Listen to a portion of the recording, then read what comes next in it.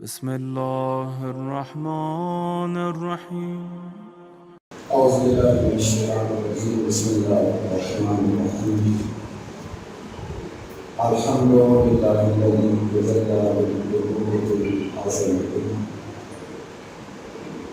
واحتجب عن الأمصار بالبشرى والصلاة والسلام على النبي الأمي المكي المدني الالتهام السراج المبين والكوكب الدنيا صاحب البقاء السكين المختوم برب الذين أبا القاسم محمد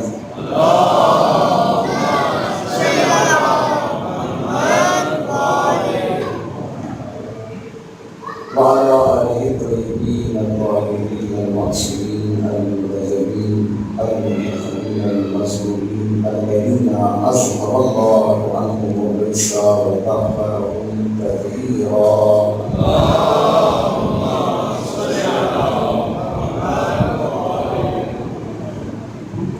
أما بعد قال الله تبارك وتعالى في القرآن العظيم والفرقان الحميد. بسم الله الرحمن الرحيم. أنزل من السماء ماء فصارت أودية بقدرها. صلوات محمد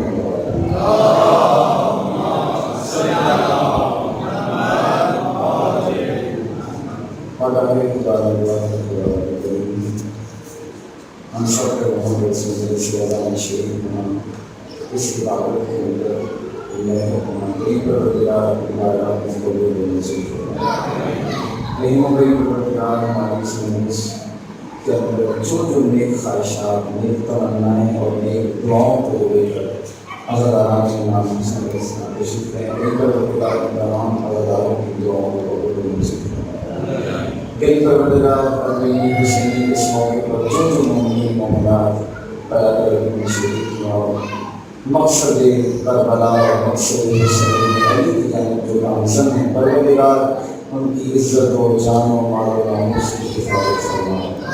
کئی پروردگار ہم سب کو توفیق عطا فرما کہ سب زائد حسین نبی بن کر مقصد خدائے حسین نبی کے لبیک انتقال سے بانی مدارس نصیب سے معافیہ مولانا سلیمان سردار رمضان مولانا کے سفر منصور سنانے کے اور کے مومنوں کئی پروردگار ان کی تمام جائز آزاد خواہشات اور مطالعہ میں نصیب فرما.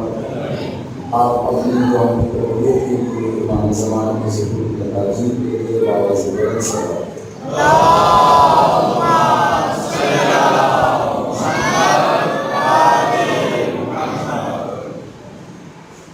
مومن کرام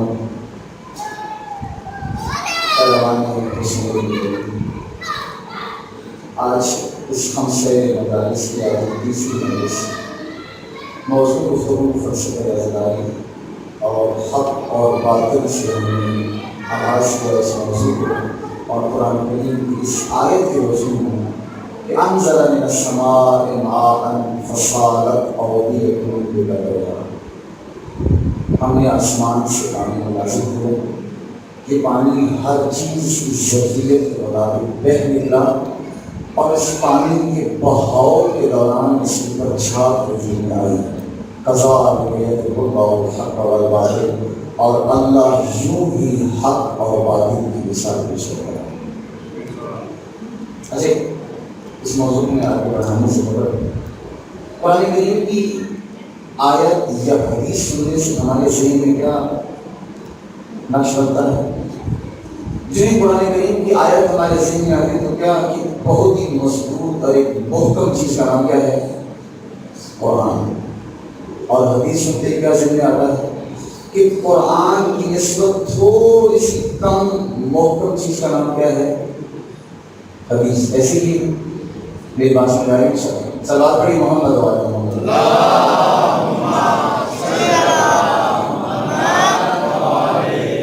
قرآن کی متعلق عقیدہ یہ ہے کہ بہت اتھینٹک ایک بہت مضبوط چیز کا نام کیا ہے؟ قرآن. اور حدیث اس قرآن سے تھوڑی سی کم محکم چیز کا نام کیا ہے؟ حدیث. لیکن قرآن اور حدیث میں فرق ہے. قرآن بھی ہم نے پیغمبر کی زبان سے سنا، حدیث بھی پیغمبر کی زبان سے سنی۔ ایک ہی زبان، جس زبان سے قرآن بھی سنا اسی زبان سے حدیث بھی سنی۔ اب یہاں پر خود پیغمبر کی صداقت کا سوال ہے، اسی زبان سے قرآن بھی اور اسی زبان سے حدیث بھی۔ فرق ہے، میرے طالب علمانہ انداز میں سب کے سامنے پیش کر سکوں۔ آپ نے درخواست لکھی ایک وزیر اعظم صاحب کے پاس، آپ نے ایک مطالبہ جو دیرینہ خواہش کی اپنے لاگی کی، اور اتنا کیس تو کئی سالوں سے آپ سپریم کورٹ میں لڑتے رہے مگر وہ نہیں ہو سکا، اور آپ کی وہ درخواست وزیر اعظم صاحب کے پاس آپ لے گئے اور ان سے کہا کہ جناب صاحب یہ میرا مسئلہ ہے جو سے چل رہا ہے، لیکن یہ مسئلہ میرا حل نہیں ہو رہا، گزارش ہے کہ آپ اس مسئلے کو کیا کر دیجیے، حل کر دیجیے۔ اب وزیر اعظم صاحب نے باقاعدہ جو کچھ وہ آپ درخواست لکھ کر گئے تھے اس درخواست کے اوپر باقاعدہ لکھ کر دے دیا کہ ہاں جی اس بندے کی اس درخواست پہ فوراً عمل کر دیا جائے۔ اب آپ وہیں پہ بیٹھے تھے، تھوڑی دیر میں آپ کی وہیں پر گفتگو جاری اور کہا کہ جناب صاحب میں اتنے سالوں سے اس کیس کو لے کر آگے بڑھ رہا ہوں مگر ابھی تو کوئی پیش رفت نہیں ہو سکی۔ جو آپ نے اس درخواست کے اوپر جو سرکاری حکم لکھ کے دیا ہے آپ اس میں مزید تاکید بھی کر دیجیے تاکہ یہ حکم کیا ہو جائے، عملی ہو جائے اور مجھے یقین آ جائے۔ اب وزیر اعظم صاحب جو حکم لکھ کے دیا تھا ٹیلی فون اٹھاتے ہیں اور اپنے سیکرٹری کو فون کرتے ہیں کہ جو میں نے حکم لکھ کے دیا ہے مزید اس پر میری تاکید یہ ہے کہ اس پر فوراً عمل کروا دیا جائے۔ بس میں یہی ترجمہ دینا چاہتا ہوں، پروردگار عالم بھی اپنا حکم دونوں طرح سے ویسے ہی بیان کرتا ہے، جس کو سرکاری حکم کے طور پہ بیان کرتا ہے اسے قرآن کہتے ہیں، اور جو اس پہ مزید تاکید کرتا ہے اسے حدیث کہتے ہیں۔ قرآن بھی پیغمبر کی زبان سے سنا، حدیث بھی پیغمبر کی زبان سے، ایک ہی زبان جس سے قرآن بھی اور اسی زبان سے حدیث بھی سنی۔ اب میں یہاں سے چھوٹا سا مسئلہ اور بھی روشن کر دوں، توجہ ہے کہ نہیں؟ جس زبان سے قرآن سنا اسی زبان سے حدیث بھی سنی، بالکل ویسے ہی جس پیغمبر کی بزم سے اہل بیت کو لیا اسی پیغمبر کی بزم سے صحابہ کو بھی لیا۔ اب ہے نا سوال کرنے کی جی تشیع کی محفلوں میں تشیع کی مجالس میں اصحاب کا تذکرہ نہیں ہوتا، تذکرہ ہوتا لیکن نہیں ہوتا۔ ہم تو وہ ہیں جو صحابہ کے متعلق یہ تک کہہ دیتے ہیں کہ صحابہ تو وہ ہیں، اگر آسمان کا ہو تو تارے ہیں، زمین کا ہو تو بصیرت کے مینارے ہیں، قرآن کا ہو قرآن کے پارے ہیں، اگر رسول کے ساتھ ہے تو سب کے سب ہمارے ہیں۔ تذکرہ ہوتا ہے ہماری محفل میں ہماری مجالس میں، مگر فرق محفوظ ہے، اہل بیت ہیں قرآن کی طرح، صحابہ ہیں حدیث کی طرح، اور قرآن کے مطابق حدیث کے متعلق بھی فرمان ہے رسول خدا کا کہ حدیث وہی صحیح ہے جو مطابق قرآن ہو۔ فرمان ہے ما وافق القرآن فخذوہ ما خالف القرآن فردوہ، جو حدیث قرآن کے مطابق ہو اس حدیث کو لے لو، اور جو حدیث قرآن کی مخالفت میں جائے اسے رد کر دو۔ اہل بیت ہیں قرآن کی طرح، صحابہ ہیں حدیث کی طرح، اور خود رسول اللہ کا فرمان ہے حدیث وہی صحیح ہے جو مطابق قرآن ہو۔ اب حدیث کے متعلق فرمان آ گیا، جو حدیث قرآن کی مخالفت میں جائے اسے رد کر دو، اور جو بندہ اہل بیت کی مخالفت میں جائے، یہ فرق محفوظ رکھیے۔ اب ایک قرآن اور ایک حدیث، قرآن وہی سرکاری حکم اور حدیث اسی کے اوپر مزید تاکید۔ ہمیں یہاں سے مثال سے روشن کر دوں، قرآن کریم کے اندر ہے کہ جو بھی سبیل اللہ پہ مر جائے وہ شہادت کی موت مرا، ایسے ہی ہے۔ اور حدیث کے اندر ہے من مات علی حب آل محمد مات شہیدا، جو بھی محمد و آل محمد کی محبت میں مرا ہے وہ کیا مرا ہے؟ شہادت کی موت مرا ہے۔ قرآن میں ہے جو سبیل اللہ پہ مرا وہ شہادت کی موت مرا ہے، حدیث میں ہے جو محمد و آل محمد کی موت مرا ہے وہ کیا ہے؟ شہید ہے۔ لیکن سبیل اللہ خود محمد و آل محمد کے ناموں میں سے کام کرے، اگر محمد و آل محمد کے ناموں میں سے سبیل اللہ نام نہ ہوتا تو کبھی بھی محمد و آل محمد کے نام پہ پلایا جانے والا پانی سبیل نہ کہلاتا. سوال پڑھی محمد و آل.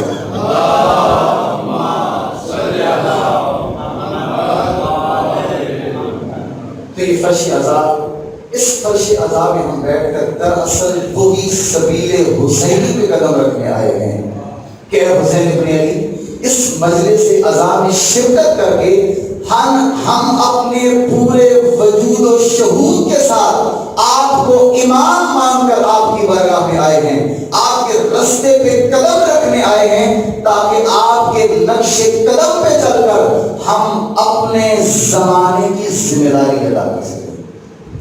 اب ذرا بھائی موضوع گفتگو کی جانب، جو ہمارا موضوع گفتگو فلسفے ازلاری، اور ہم نے گفتگو یہاں تک پہنچائی تھی کہ ایک دو لشکر ہے، ایک لشکر حق اور دوسرا لشکر باطل.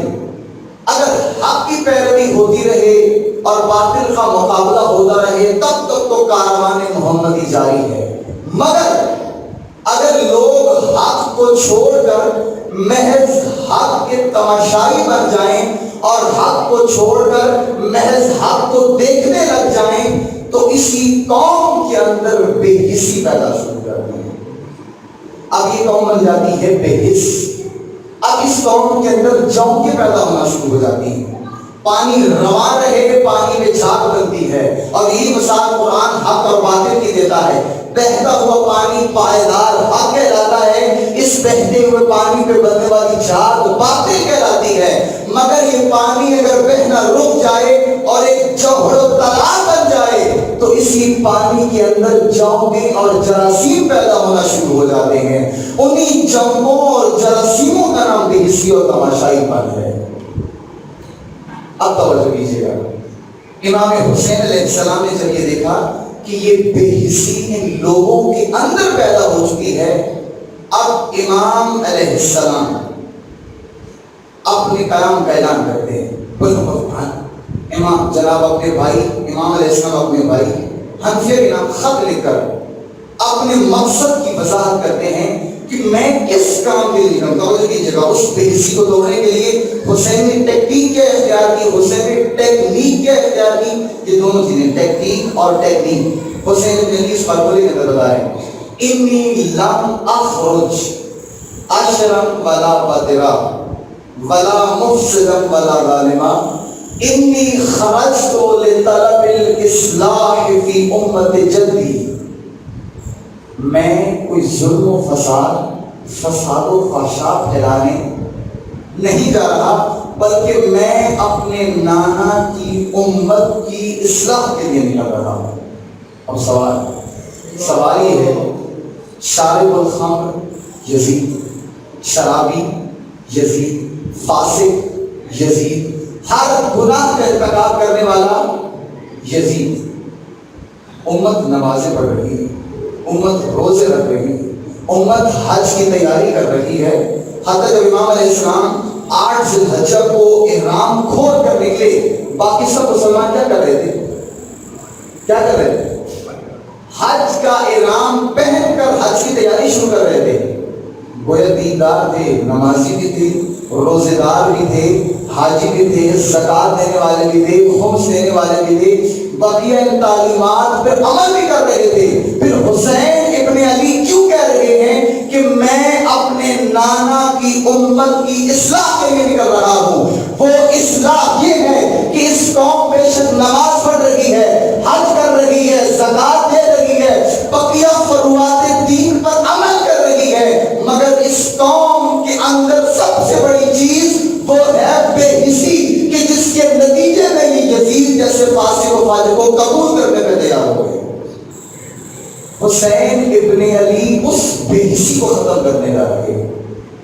توجہ کیجیے گا، نمازی ہونے سے دیندار نہیں بن جاتا، حاجی ہونے سے، زکوٰۃ دینے سے، فلاں اتنے بڑے فروعات پہ عمل کرنے سے انسان دیندار. میں اس کی مثال دے دوں.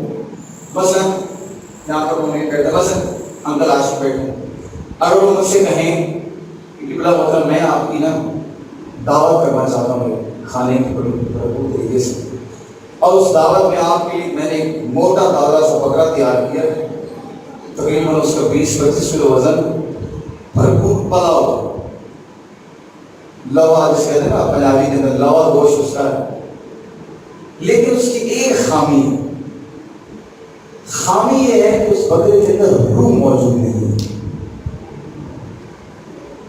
توجہ ہے کہ نہیں ہے؟ بکرا پلا ہوا، موٹا تازہ، 20-25 کلو اس کا وزن، مگر اس قبلہ محترم اس بکرے کی مشکل یہ ہے کہ اس کے اندر روح موجود ہے۔ کیا وہ بکرا کھانے کے قابل ہے؟ بالکل ویسے ہی حسین ابن علی جس طبقے کے اندر جن لوگوں کے بارے میں کہہ رہے تھے کہ میں اپنے نانا کی امت کی اصلاح کے لیے نکل رہا ہوں، نماز پڑھ رہے تھے، حج بھی کر رہے تھے، زکات بھی دے رہے تھے، بقیہ فروعات دین پر عمل کر رہے تھے، مگر روح موجود نہیں تھی۔ حسین ابن علی یہ کہہ رہے تھے 8 ذی الحجہ کو اپنا احرام کھول کر مکے سے باہر آ کر یہ اعلان کر دیا کہ میں آج ایک ایسی لائن کھینچ دوں گا، مذہب 2 ہو جائیں گے۔ ایک وہ مذہب ہوگا جو ریاکاری کا لبادہ اوڑھ کر اس کعبے کے پتھروں کے چکر لگا رہے ہوں گے، مگر ایک وہ مکتب ہوگا جو اپنے امام کی آواز پہ لبیک کہتا ہوا کربلا میں حاضر ہو جائے گا۔ حسین اسے کہتے ہیں جو بے حس لوگوں کے اندر روح پیدا کر دے، جو نمازیوں، حاجیوں، زکات دینے والوں، خمس دینے والوں اور بقیہ فروعات عمل پر عمل کرنے والوں کو ایک ڈائریکشن اور ایک زندگی کا منشور اور امر بالمعروف و نہی عن المنکر کا ہتھیار دیتے، اسے حسین دیتے ہیں۔ اور حسین ابن علی اس طبقے کی، اس قوم کی بے حسی کو ختم کرنے کے لیے اب اسٹریٹجی اپنائی ہے کہ اب اس قوم کی بے حسی جتنی زیادہ ہے کہ یہ لوگ یزید جیسے فاسق و فاجر کو قبول کرنے پر تیار ہو گئے، یہ صرف بے حسی کی وجہ سے۔ لیکن میں پہلے جانتی ہوں فاسق یزید ہے، شارب الخمر کون ہے؟ یزید ہے۔ بندر سے پوچھ کے مسائل کا حل بتانے والا کون ہے؟ یزید ہے کہ نہیں؟ سارا کچھ یزید کے بارے میں خود امام علیہ السلام نے ولی کے دربار میں کیا کہا؟ وَيَزِيدُ رَجُلٌ فَاسِقٌ شَارِبُ الْخَمْرِ قَاتِلُ النَّفْسِ الْمُحَرَّمَةِ مُؤْلِمٌ بِالْفِسْقِ، یزید عالمی طور پر فسق کرنے والا، شراب پینے والا، فلاں کرنے والا، فلاں کرنے والا۔ اور ادھر سے یہ نانا کی امت نماز پڑھ رہی ہے، روزے رکھ رہی ہے، فلاں کر رہی ہے۔ یا امام اگر آپ نے اصلاح کرنی ہے تو یزید کی کیجیے، امت کی کیوں؟ جیسا کہ ڈاکٹر کو بلاتے ہیں تو ڈاکٹر، آپ اپنے گھر میں ایک مریض، آپ کے والد صاحب بیمار ہیں تو آپ ڈاکٹر صاحب کو بلاتے ہیں، اور ڈاکٹر صاحب اس مریض کو چیک کرنے کے بجائے بقیہ گھر والوں کو چیک کرنا شروع کرتے، آپ کیا کہیں گے ڈاکٹر صاحب کے بارے میں؟ ڈاکٹر صاحب مہربانی فرمائیں، یہ بیمار نہیں ہے بلکہ یہ بیمار ہے، آپ ان کی بیماری کے لیے آپ کو بلایا گیا ہے۔ تو سوال کیا سب تباہی، ساری بیماری تو یزید کے اندر موجود تھی؟ پھر حسین ابن علی امت کی اصلاح کے بارے میں کیوں بات کر رہے ہیں؟ وہ امت کی اصلاح سے بات کر رہے ہیں چونکہ یزید جیسا فاسق و فاجر اور یزید جیسا فساد، اس سے بڑا فساد ہے امت کے اندر۔ جب امت کے اندر بے حسی کا اور تماشائی پن کا فساد آ جائے، اسی فساد کے نتیجے میں یزید جیسی چونکیں پیدا ہونا شروع ہو جاتی ہیں۔ محمد والے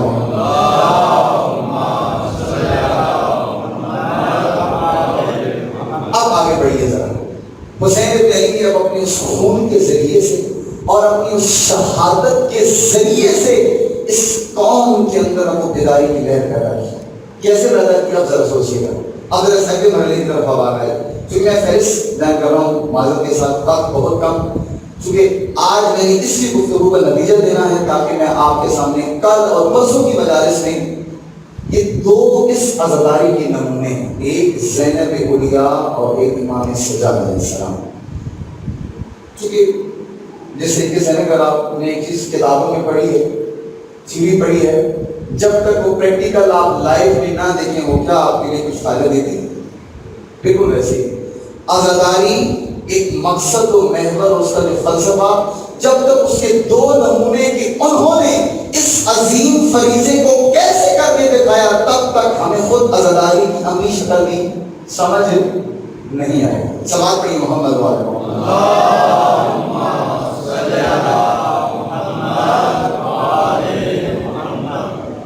حسین ابن علی امام عالی مقام اب اپنے خون کے ذریعے سے اس قوم کے اندر اس بے حسی اور اس جمود کو توڑنے کے لیے اس نانا کی امت کی اصلاح کی خاطر پورے خاندان کو لے کر گھبرا جاتے ہیں. ہر کردار چھوٹے بچے سے لے کر بڑے تک مختلف گاہے بگاہے مدینہ سے نکلے تب بھی بتا رہے ہیں. خط لکھا من حسین ابن علی الى بنی ہاشم، حسین ابن علی کی طرف سے بنو ہاشم کے نام خط، میں نکل رہا ہوں یزید کے خلاف قیام کرنے کے لیے.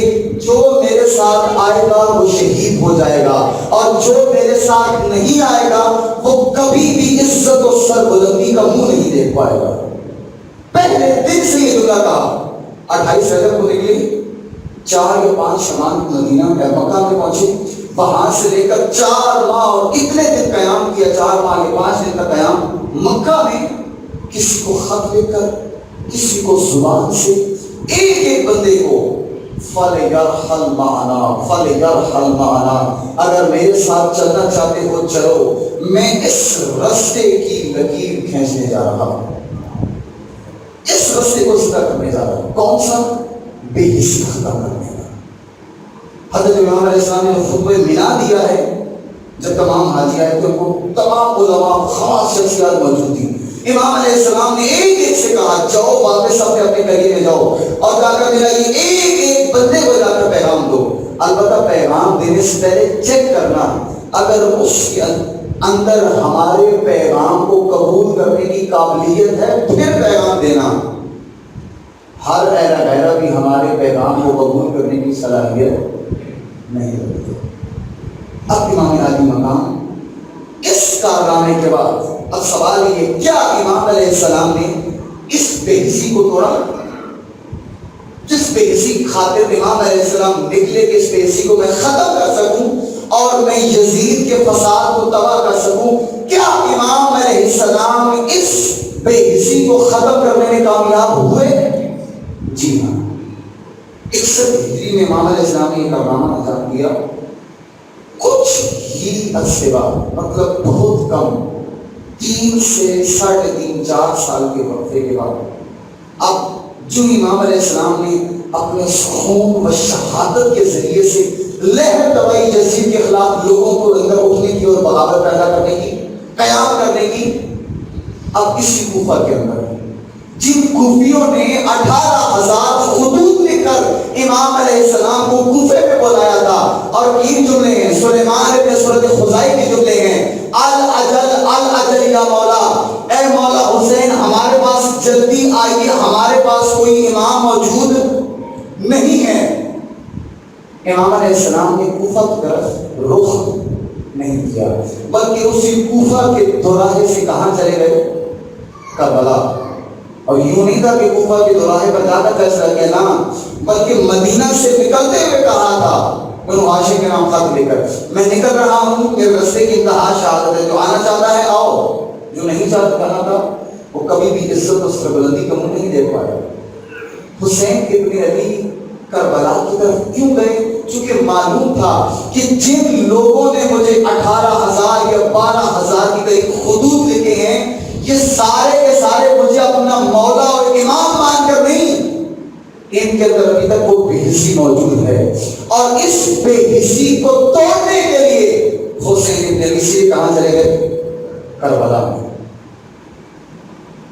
اور اب 4 سال بعد یہی کوفہ جو امام علیہ السلام کو بلایا تھا اور بے وفائی کر کے امام کے نمائندے کو شہید کروا دیا، قتل کروا دیا، اور خود امام علیہ السلام کو شہید کرنے سے کچھ بلکہ اکثریت کو کربلا میں پہنچ گئے. اب ان کے اندر خون حسین سے ایسی طرف پیدا ہوئی، نتیجے میں یہ ہوا 4 سال بعد اسی کوفہ کے اندر 2 گروہ بن گئے. ایک گروہ کی سربراہی سلیمان ابن سورۃ خزائی کر رہے تھے، توابین کا لشکر بنا اور دوسرے لشکر کی سربراہی جناب مختار ثقفی کر رہے تھے۔ توابین کا لشکر بنا جس میں تمام لوگوں نے کہا کہ ہم اب توبہ کا اعلان کرتے ہیں، ہماری وجہ سے امام علی مقام شہید ہوئے، لہذا اب ہم یزید کے خلاف بغاوت کرتے ہیں۔ توابین توبہ کا لشکر بنایا اور جا کر یہ سارے کے سارے جا کر قتل ہو گئے، اور دوسرے لشکر کی سربراہی جناب مختار ثقفی کر رہے تھے۔ یہی لوگ جن کو امام علیہ السلام پکار رہے تھے کہ اٹھو کسی کے خلاف بغاوت کرو، اگر کوئی نکلنے کو تیار ہے۔ کتنے آئے امام علیہ السلام کے ساتھ؟ کتنے آئے کربلا میں؟ 72۔ کتنے آئے؟ توجہ ہے کہ نہیں؟ کتنے آئے؟ 72۔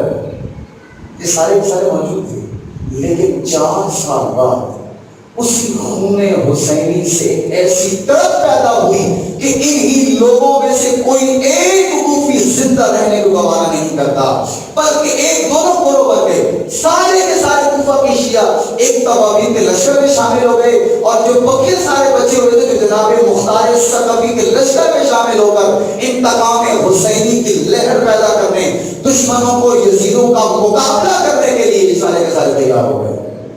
اس لیے کہا جاتا ہے کہ فوج حق کو کچل نہیں سکتی، فوج چاہے کسی یزید کی ہو، لاش اٹھتی ہے پھر علم بن کر، لاش چاہے کسی شہید کی ہو۔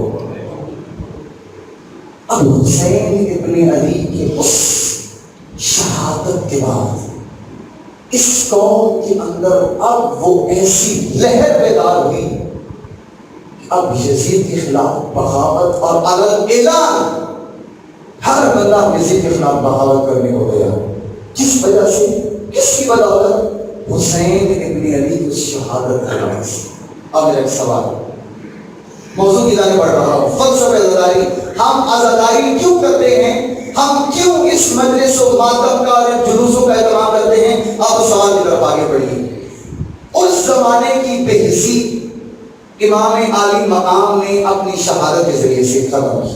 ایسے ہی تھا، ایسے ہی کوفہ کے اندر سارے کے سارے لوگوں کے 2 گروہ بن گئے، سارے شیعہ، ایک مختار ثقفی کی قیادت میں اور ایک سلیمان بن سورت خزائی کی قیادت میں۔ آپ چلے جائیں مکہ میں، مکہ اور مدینہ کے اندر یہ ذرا میں آخری مجلس میں بیان کروں گا امام سجاد علیہ السلام کی سیرت میں کہ امام کی 35 سالہ دور امامت میں سب سے بڑے 2 کام کون سے تھے، اس کی وضاحت کے لیے ذرا آپ نے ذہن رکھیے گا۔ مکہ کے اندر یہ امام علیہ السلام کی شہادت کے 4 سال بعد کوفہ کے اندر 2 گروہ بن گئے، یزید کے خلاف بغاوت کرتے، یزید کے خلاف قیام کیا۔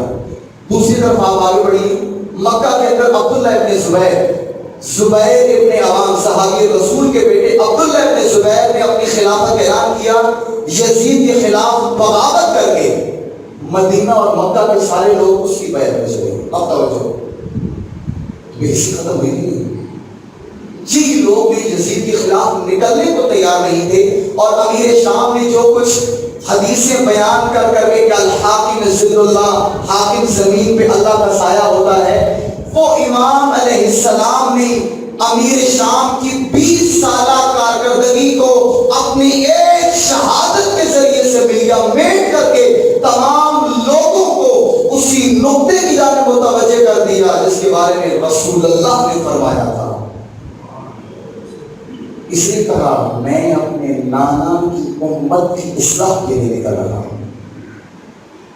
اب توجہ، اگلا سوال، یہ جو بھی اس طرف میں آپ کو لے کے جانا چاہ رہا ہوں، اس زمانے کی بے حسی تمام لوگوں کو حق کے پرچم کے نیچے کھڑا کر دیا امام حسین علیہ السلام۔ وہ سارے لوگ آ گئے، حق کے پرچم کے نیچے جمع ہو گئے، بے حسی اور تماشائی والا پن ختم اور اس حق کے پرچم کے نیچے جمع ہو گئے۔ لیکن اب اگلا سوال، کیا یہ حق اور باطل کی جنگ صرف اس زمانے میں بھی تھی یا یہ حق اور باطل کی جنگ ہر زمانے میں ہے؟ کیا صرف اس زمانے میں تھی یا ہر زمانے میں؟ سوال آپ سے، ہر زمانے میں ہے۔ آج کے زمانے میں کیا حق اور باطل کی جنگ ہے کہ نہیں ہے؟ اب سوال، اس زمانے کی بے حسی کو ختم کرنے کے لیے حسین ابن علی نے لوگوں کو اپنی شہادت کے ذریعے سے حق کے پرچم کے نیچے کھڑا کر دیا. باطل کے مخالف للکار ہیہات من اللہ، خبردار جو بھی میرے رستے پہ چلنے والا ہے اس سے ذلت دور ہے.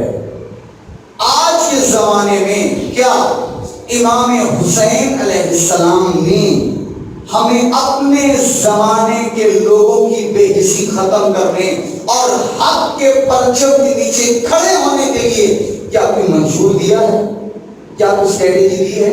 کیا کوئی فارمولہ دیا ہے؟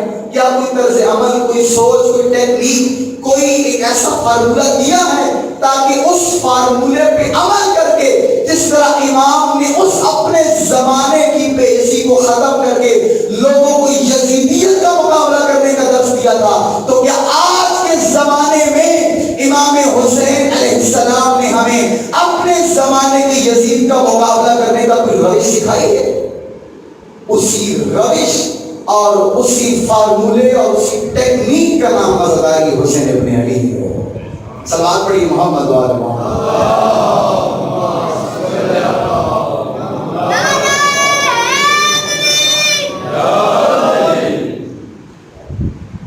اب حسین ابن علی کا یہ طرز عمل اب اس زمانے کی کربلا، تاکہ اس دور کے تمام یزیدوں کے مقابلے میں حسین ابن علی نے لوگوں کو کھڑا کر دیا.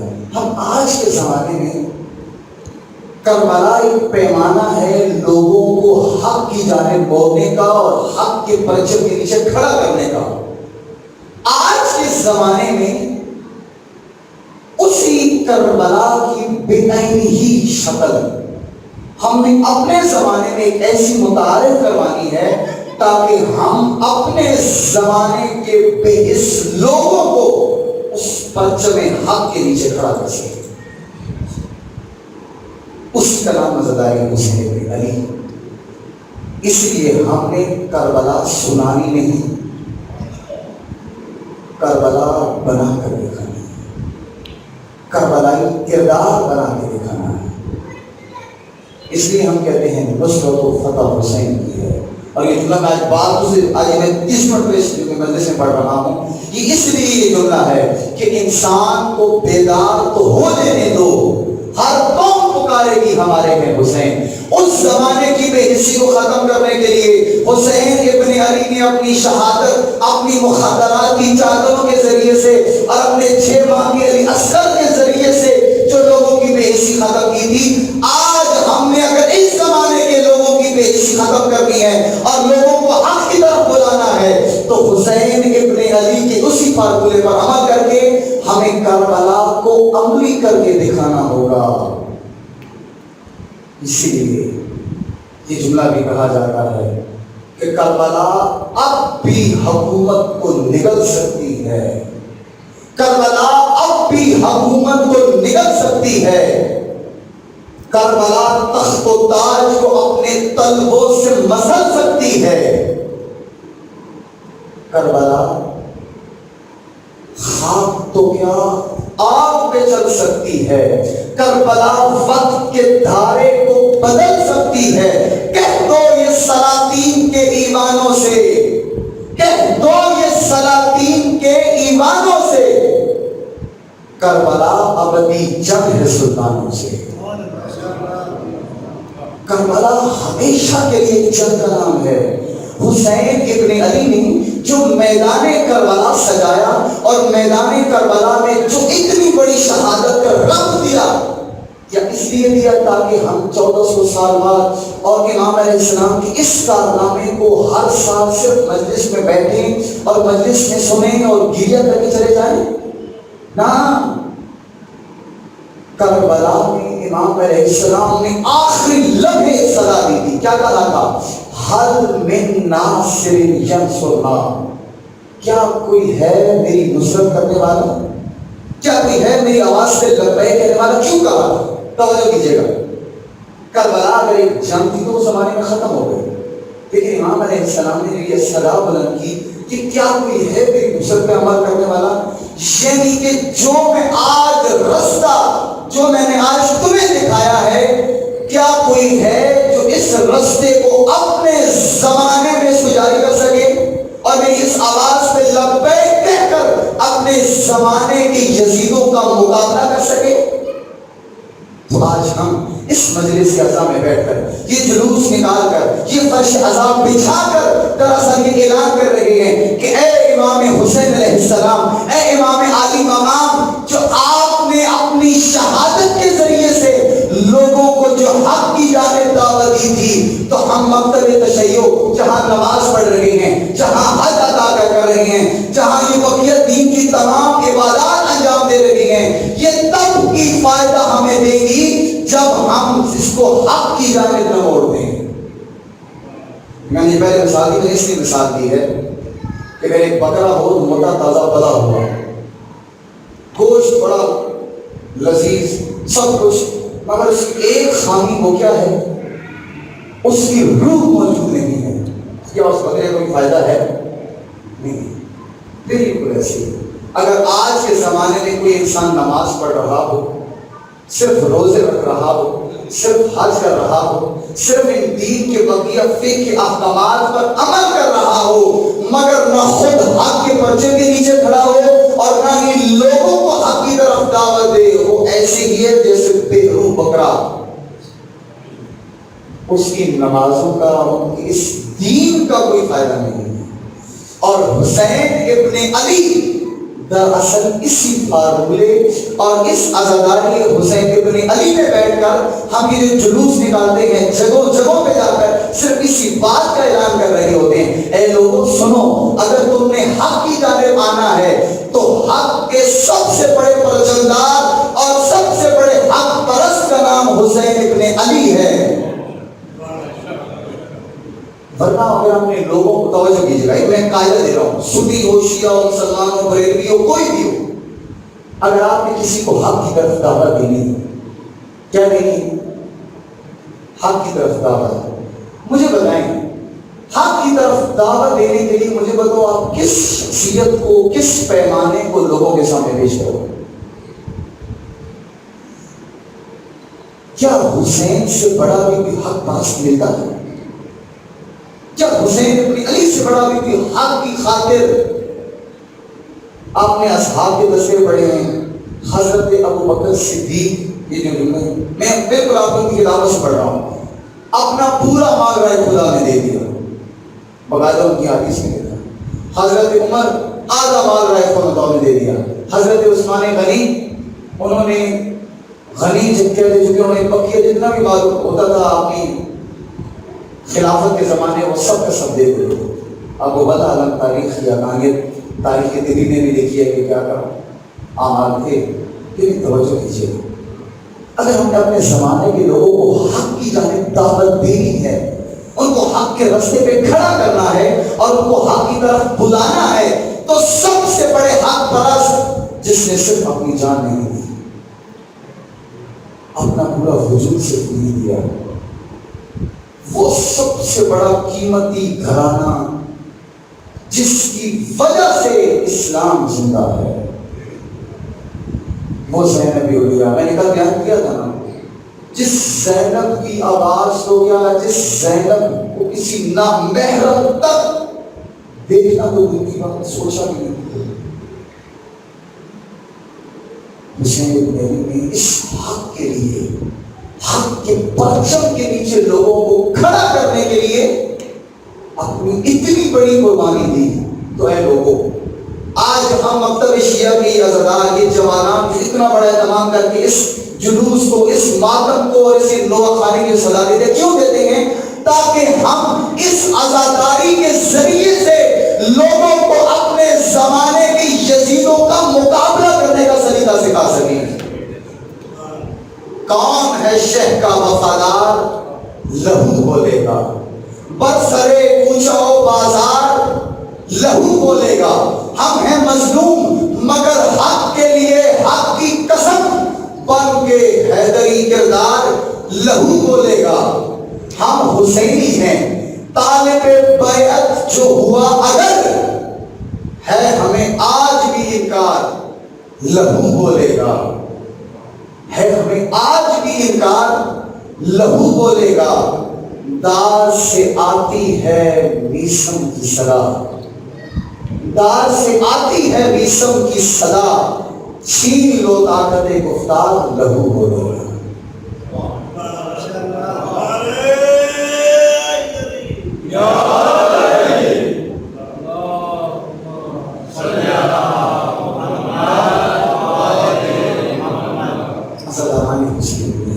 آج یہ اگر رمز ہمارے دل میں پیدا ہو گئی اور عزاداری حسین ابن اگر یہ مقصد سمجھ گئے کہ ہم اس فرشی اعضاء میں بیٹھ کر کوئی رسم ادا کرنے نہیں آتے، بلکہ ہم جو امام علیہ السلام کے ساتھ اصحاب باوفا نے جو امام علیہ السلام کے ساتھ شامل ہو کر ان لوگوں کی بے عزتی کو ختم کر کے اپنی شہادت میں نذرانہ دیا تھا، تو ہم آج کے زمانے میں اپنے سینے پہ ہاتھ مار کر اور ان مجالس اعضاء میں شرکت کر کے اور ان جلوس اعضاء میں علم غازی و باز تھام کر اس جگہ کی لگام کو ہاتھوں میں پکڑ کر اپنے زمانے کے یزیدوں کو لگا رہے ہوتے ہیں۔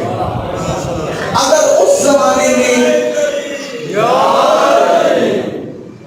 زمانے میں ان اصحاب باوفا نے اپنی شہادت کے ذریعے سے یزید کو للکارا تھا، تو آج اس دور میں ہم اپنے یزیدوں کا، اس دور کے یزیدوں کا مقابلہ کرنے کے لیے اسی روش، اسی میتھڈ، اسی سوچ، اسی طرز عمل حسینی پہ چل کے مصری لا یبایع لمصر کا اعلان کر رہے ہوتے ہیں۔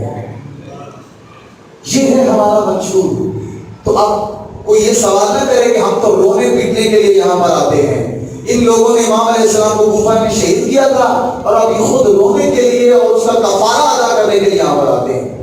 تو آپ بتا دیجیے، اگر کوئی دشمن کوئی ایسی بات کرتا ہے یا کوئی نادان دوست بھی ایسی بات کرتا ہے تو انہیں کہہ دیجیے کہ اگر اس زمانے میں حسین ابن علی نے حق کے پرچم کے نیچے لوگوں کو کھڑا کرنے کے لیے اپنی شہادت کا درس دیا تھا، تو امام نے اور امام کے بعد زینب کبریٰ اور امام سجاد علیہ السلام نے اپنے کردار اور اپنی روش امامت کے ذریعے سے ہمیں عزاداری کا درس دیا ہے، تاکہ ہم اس کے ذریعے سے ہر دور میں، جس دور میں بھی ہم موجود ہوں، اپنے زمانے کے یزیدوں کا مقابلہ کرنے کا سلیقہ سیکھ سکیں۔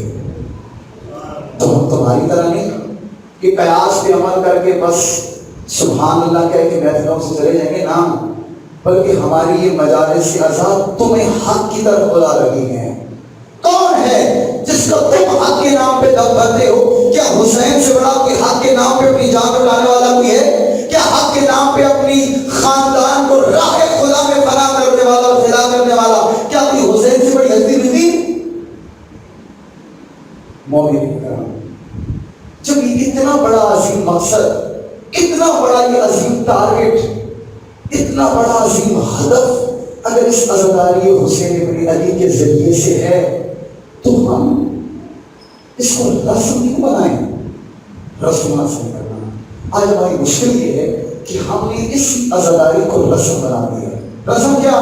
بس آباء و اجداد کرتے آئے اور ان سے سنتے آئے، بس ہم صرف ٹارگٹ کیا ہوتا ہے؟ مقصد میں مجلس میں جانا ہے، تھوڑا سا دل ہلکا ہو جائے، غم میں رو لوں گا اور ثواب لیتے ہیں اور کہیں ہنس کر نہ، صرف ثواب کی نیت سے نہ ہو۔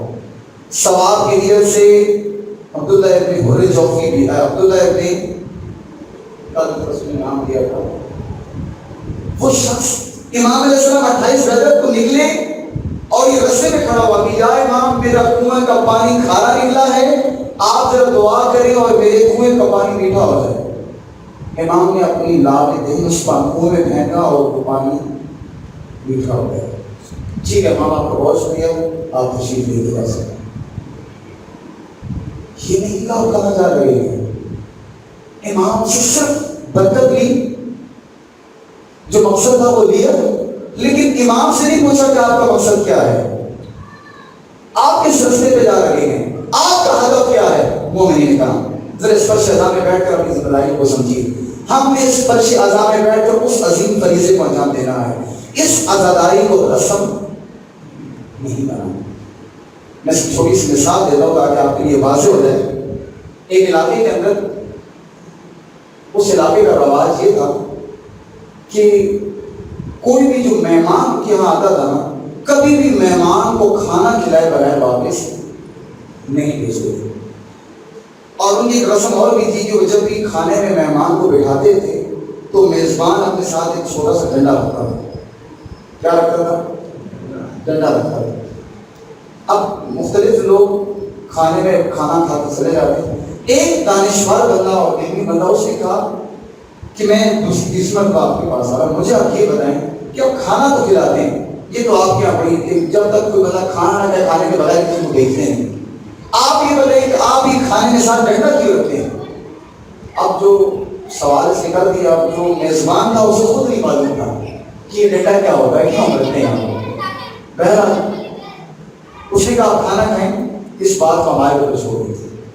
اس نے کہا نہیں، جب تک آپ مجھے اس کا فلسفہ نہیں بتائیں گے تب تک میں کھانا بھی نہیں کھاؤں گا۔ اتنی دیر میں آپ یہ پھنس گیا کہ آپ کچھ ہو نہیں سکتا، کہ وہاں سے باہر نکلا اور لوگوں سے پوچھا کہ بھائی ہم ڈنڈا کیوں رکھتے ہیں؟ مہمان آیا ہوا ہے اور مہمان نے شرط رکھی ہے تب تک میں کھانا نہیں کھاؤں گا جب تک مجھے اس ڈنڈے کا فلسفہ نہیں بتائیں گے۔ اب کیا ہوا، باہر نکلا ایک بزرگ کو لے کر، ہاں جی آپ ہیں، اس نے کہا بزرگ کو لے کر ہے جس کی عمر، یہ باقی لوگوں سے پوچھا کسی کو نہیں پتا کہ ڈنڈا کیوں رکھتے ہیں، بس آباؤ اجداد سے سنتے آئے، کیونکہ ہر بندے پوچھا کیوں ڈنڈا رکھتے ہیں، اس نے کہا کیونکہ ہمارے آباؤ اجداد رکھتے تھے لہٰذا ہم بھی کھانے میں ساتھ رکھتے ہیں، مہمان کو کھانا کھلانے کے ساتھ ڈنڈا رکھتے ہیں۔ اتنے میں اب چونکہ علاقے میں مشہور ہو گیا کہ مہمان نے کہا ہے میں تب تک کھانا نہیں کھاؤں گا جب تک مجھے اس کا فلسفہ نہیں معلوم۔ اب بقیہ لوگوں کے اندر سوال پیدا ہونے واقع نہیں، وجہ کہ آپ کیوں ڈنڈا رکھتے ہیں؟ بزرگ کے پاس گئے جس کی عمر 60-70 سال کی، ہاں جی ان کو لے کر آئے کہ ہم کیوں ڈنڈا رکھتے ہیں؟ اس نے کہا ڈنڈے کا نہیں پتا مجھے، لیکن جتنا ڈنڈا آپ نے رکھا ہوا ہے نا اتنا بڑا نہیں بلکہ اس سے چھوٹا ہے، اسے کیا ہے ٹھیک ہے ڈنڈے کو کاٹ کے چھوٹا کر دیا گیا، لیکن ابھی نہیں معلوم کہ وجہ کے ڈنڈے کو کیوں رکھتے ہیں۔ ایک اور بزرگ جن کی عمر 80-90 سال کی، ان کو لے کر آئے، ہاں جی بزرگ آپ بتائیں کہ یہ ڈنڈا کیوں رکھتے ہیں یہاں پر کھانے میں ساتھ؟ انہوں نے کہا مجھے بھی اس کی وجہ نہیں پتی ہے، ہاں پتا ہم نے اپنے آباؤ اجداد سے سنا ہے، البتہ یہ جو آپ نے ڈنڈے کا سائز رکھا ہوا ہے نا اس سے بھی چھوٹا ہے، اس سے بھی کیا ہے اب مزید چھوٹا کروا دیا۔ اب سوال پورے علاقے میں، اتنی دیر میں بہت بزرگ وسیع سے شاید عمر 100-110 سال کی، ان کو لے کر آئے آپ یہ بتائیں کہ کیوں رکھتے ہیں؟ انہوں نے بتایا کہ یہ ڈنڈا رکھا ہوا ہے کہ دراصل پہلے کھانے میں بطور مسواک ساتھ رکھا کرتے تھے، بطور خلال، تاکہ کھانے کے بعد وہ مہمان اپنے دانتوں میں کیا کر سکے، صفائی کر سکے۔ اب توجہ کیجیے، مسواک تھا اور لوگوں میں رسم بڑھتی اتنا ڈنڈا بنا، بنتے پھر لوگوں نے اپنے ساتھ باقاعدہ مسواک چھوڑ دیا اور اس کو باقاعدہ مہمان کے ساتھ ڈنڈے کے طور پر شامل کرنے کے لیے ادنا ہمارے باوی بات کی سنت۔ توجہ کیجیے، یہ جملہ ذرا آپ اس ذرا ذکر کیجیے۔ آج ہم اس فرش عذاب میں 1400 سال ہو گئے، کتنے سال ہو گئے، آپ بزرگان ہیں، آپ جوانان ہیں، کتنے عرصے سے میدان سزا میں بیٹھتے آئے، جوانی گزر گئی۔ حسین ابن علی کی ان مجالس میں بیٹھتے آئے ہیں، پہلی مجلس میں ہم آتے ہیں تاکہ کس لیے، تاکہ ہم مجلس سے حسین پہ بیٹھ کر اپنے کردار کے اندر وہ تبدیلی پیدا کر سکیں۔ لیکن کیوں ہے ایسا کہ پہلی مجلس کو بھی ہماری بری حالت ہوتی ہے اور 10 محرم کی مجلس کے بعد بھی جس نقطے سے ہم نے ابتدا کی تھی اسی نقطے پہ دوبارہ کھڑے ہوتے ہیں۔ عزیزان حسین ابن علی یہ کس رستے پہ ہمیں چلاتے گئے، یہی ہے کہ اگر ہم نے اس عزاداری کو اپنے آباؤ اجداد کی سنت سمجھ کے کرنا ہے کہ بس ہمارے والدین ہمارے رشتہ دار آبا کرتے آئے ہیں تو بس پھر اس کا کوئی فائدہ نہیں۔ لیکن اگر تم اس حسین ابن علی کی اس تمرین کو دوبارہ بار بار دہرانے آئے ہو اور اپنے زمانے کی یزیدوں کا مقابلہ کرنے کا سلیقہ سیکھنے آئے ہو تو امام سجاد سے پوچھو، زینب علیہ سے پوچھو، وہ زینب علیہ اگر وہ اس شام کے بازار میں جائے اور اس کوفہ کے اس بازار میں جائے تو لوگوں کو معلوم ہو جائے کہ یہ تو کوئی اور باغی نہیں بلکہ اہل بیت کا گھرانہ ہے۔ اب یہی زینب علیہ خطبہ دیتی ہے، ایھا الخضر والمکر، اے خدارو، اے مکارو، تم رونے آئے ہو؟ تم روتے ہو میرے بابا پہ، میرے ماں بھیا حسین پہ، تم روتے ہو میرے بیٹے علی اکبر پہ، تم روتے ہو مامو محمد پہ، تم روتے ہو ہماری اس بے سر و سامانی پہ. یہ سب کچھ ہمارا لٹنا تمہاری وجہ سے.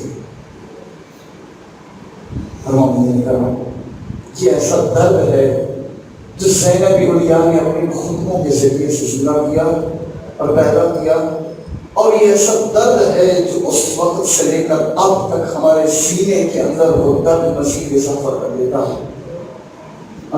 حسین میری آج اگر سمجھنا ہے، راہ حسین پہ قدم رکھنا ہے، تو پہلے زینب اولیاء سے سیکھ آؤ. اے زینب اولیاء، جس پرچم کی اور جس حق کی سلاری روز عاشور تک امام کر رہے تھے، اب اس پرچم کو آپ نے کیسے اٹھایا؟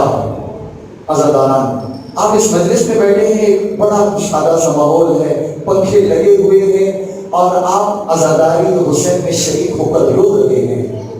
لیکن ایک اسی عزاداری کی بانی زینب اولیاء، جس کے سر پہ ردا موجود نہیں تھی، جس کے دونوں ہاتھ سے گردن بندھے تھے، جس کے پاؤں میں بیڑیاں تھیں، اور نہیں معلوم اس رستے کے دوران کتنی مرتبہ اس اونٹ کے پالان سے نیچے اپنے آپ کو گرا دیا. یہ ظلمت، یہ اتنا ظلم کیوں ہوا؟ یہ ظلم جناب زینب اولیاء نے جو برداشت کیا، اور اسی زینب اولیاء سے پوچھا گیا کہ آپ نے جو اتنا بڑا مقصد، جو آپ جس مقصد کے لیے نکلی، تم بتاؤ. تم نے تو خدا کو ہر جگہ پہ کہتے ہو خدا کی طرف سے اتنی ہمیں برکتیں، خدا کی طرف سے ہمارے لیے اتنا اہتمام کیا گیا، اور تم سب سے بڑے خدا کے برگزیدہ، یہ یزید کے جملے ہیں جناب زینب اولیاء سے. تم نے اس رستے میں تمہارے بھیا قتل ہو گئے، تمہارے علی اکبر، تمہارا ایک ایک بچہ ہم نے قتل کروا دیا. کیا تمہیں اب بھی اپنے خدا سے یقین ختم نہیں ہوا؟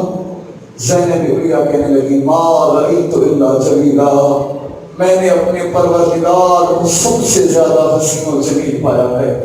اور یہی کارواں، میں صرف ایک روایت کا سہارا لے رہا ہوں. حضرت حسین نبی بڑے دکھ درد سے مبتلا، جب یہ پورے قافلے رستے میں روکا گیا، ایک عیسائیوں کی بات کے اندر ان نام نہاد مسلمانوں نے، بے غیرت مسلمانوں نے، جو اس پورے قافلے حسینی کو ایک رسم میں بندھا ہوا تھا، اس باغ میں وارد ہوئے تاکہ اس باغ کے اندر تھوڑا سا روک کر اپنی سانس بحال کریں گے اور اپنی تھکاوٹ کو دور کریں گے. پھر تحمل سے سنیے گا.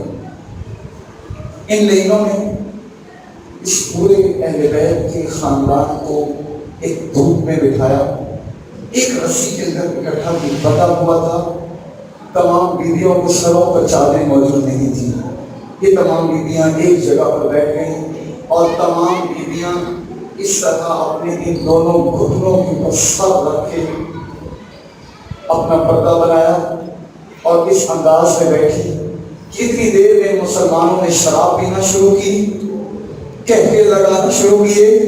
اب بنت علی کا دل گھبرایا، جو ہی دل گھبرایا، اتنی دیر میں وہ جو نیزوں کے ساتھ سر جو لٹکائے ہوئے تھے، اور درخت خوش درخت کے ساتھ جو لٹکائے ہوئے تھے، ساتھ رکھے ٹیکے ہوئے تھے، اتنی دیر میں جناب زینب اولیاء کی دل کی تسکین کی خاطر امام عالی مقام نے اس نیزے سے تلاوت کرنا شروع کر دی. جو ہی تلاوت کرنا شروع کی، جہاں جہاں تک آواز جا رہی تھی، بندوں کی چہچہٹ رک گئی، ہوا سکتے میں آ گئی، اور امام عالی مقام کی یہ آواز اتنی دور دور تک کہ اسی عیسائی باغ کے اندر ایک عیسائی شخص جس کی بیٹی نابینا تھی، وہ اپنے گھر میں اپنے گھر کی دیوار کے ساتھ یوں ٹیک لگائے بیٹھی تھی، اور جو ہی اس تک امام علیہ السلام کی تلاوت کی آواز پہنچی، یہ فوراً اٹھی اور ایک لاٹھی کا سہارا لے کر امام کی اس آواز کی طرف اپنے ایک ہاتھ کو ٹٹولتے ٹٹولتے اس آواز کی طرف چلنا شروع ہوئی. یہ چلتے چلتے چلتے اس خوش درخت کے پاس پہنچی کہ جس خوش درخت کے ساتھ ٹیک کر امام علیہ السلام کے سر کو لگایا گیا تھا اس نیزے کے اوپر. امام کی تلاوت کی آواز جاری تھی.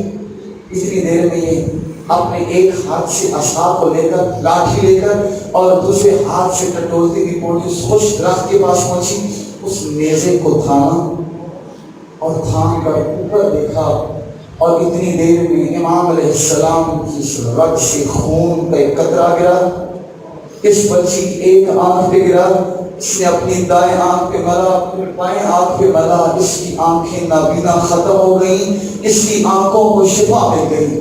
اس کے اوپر دیکھا کہ عجب، ایک نیزہ رگیں کٹی ہوئی، پوری زلفیں اور پوری داڑھی خون میں اٹی ہوئی۔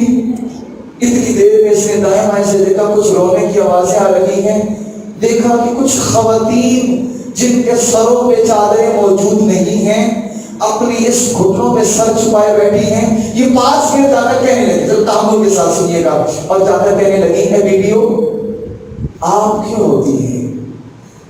توجہ، جناب زینب علیہ کے پاس گئی، کہ شاید یہ تمام ان بیویوں کی سرداروں کے پاس گئی اور کہنے لگی کہ اے بیویو آپ کیوں ہوتی ہیں؟ آپ کیوں ہوتی ہیں؟ اگر آپ کوئی مسئلہ ہے تو آپ اس مظہر العجائب کے پاس کیوں نہیں رجوع کرتی؟ اس نے دیکھی میری آنکھیں کو شفا بخشی ہے، میری آنکھوں کی نابینی ختم ہو گئی ہے، اگر آپ کو کوئی مسئلہ ہے آپ اس مظہر العجائب سے کیوں نہیں مانگ لیتی؟ اتنی دیر میں 4 سالہ بچی لوٹتی ہوئی آئی اور کہنے لگی، ہے آمنہ ہمیں تکلیف نہ پہنچا، ہم اللہ کی رضا میں راضی ہیں۔ اتنی دیر میں اس بچی کو اس کے بابا نے آواز دی، میری بیٹی آمنہ کہاں ہو؟ اس بچی نے آواز دی، بابا ذرا آہستہ سے میں آپ کے پاس آ رہی ہوں۔ اس کے بابا نے کہا، بیٹی تم آؤ نہیں، میں تمہارے پاس خود چل کے آتا ہوں، تمہاری آنکھیں نابینا ہیں، کہیں تم گر نہ جاؤ۔ اس بیٹی نے کہا، بابا مجھے آنکھوں میں شفا مل گئی ہے۔ خود بچی دوڑتے ہوئی جب اس باغ کے اس دروازے پہ پہنچی اور جو اس کے بابا نے اس بیٹی کا منظر دیکھا کہ میری بیٹی کو آنکھیں مل گئیں اور کہنے لگی، بیٹی یہ کیا ہوا؟ بیٹی کہنے لگی، بابا ہمارے اس باغ کے اندر ایک عجیب حکیم آیا ہوا ہے جس کے ایک خون کے قطرے سے مجھے شفا مل گئی ہے۔ اتنی دیر میں یہ کہنے لگا کہ بیٹی ذرا راستہ ہٹاؤ، مجھے اپنے اس مرشد کا شکریہ ادا کرنا ہے۔ یہ چھوٹی بچی اپنے دونوں ہاتھ پھیلا کر سامنے کھڑی ہو گئی اور کہنے لگی، اے میرے بابا تجھے عیسیٰ کی اس سولی پہ چڑھنے کا واسطہ، تجھے مریم کی اس قداست کا واسطہ، خبردار اس باغ کے اندر قدم نہ رکھنا۔ اس کا بابا کہنے لگا، بیٹا کیوں قدم نہ رکھوں؟ یہ کہنے لگی، بابا جس حکیم نے مجھے آنکھیں بخشی ہے اس کا خاندان، اس کی بیٹیاں، اس کی بہنیں بے سر و مکنا اس عالم میں بیٹھی ماتم حسین۔ یا حسین یا حسین